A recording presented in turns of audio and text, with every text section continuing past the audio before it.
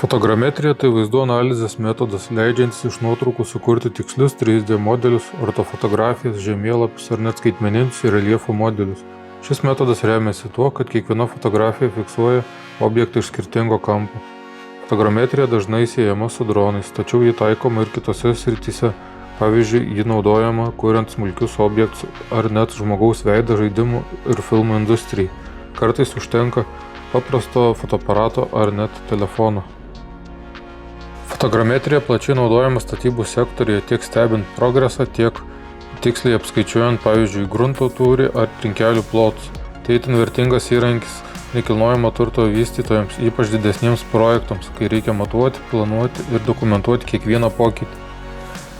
Ji taip pat naudojama kultūros paveldo objektams, pavyzdžiui, sudaromas tikslus senovinio pastato 3D modelis, kurį galima naudoti restauravimui ir ilgalaikiai priežiūrai, infrastruktūros priežiūrai, bokštų, saulės elektrinių ir kitų konstrukcijų apžiūrai. 3D modeliai padeda tiksliai nustatyti galimus defektus ir suplanuoti remonto darbus.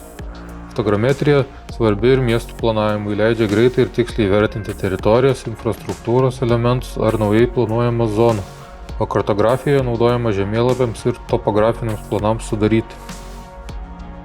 Fotogrametrijos galimybės priklauso nuo to, kaip žmogus sugeba pritaikyti turimą informaciją savo tikslams. Vienas gali naudoti ją projektavimui, kitas priežiūrai ar dokumentacijai, trečias kūrybai ar net žaidimų kūrimui. Tai įrankis, kuris atveria naujas galimybės skirtingose srityse, belieka išmokti juo naudotis.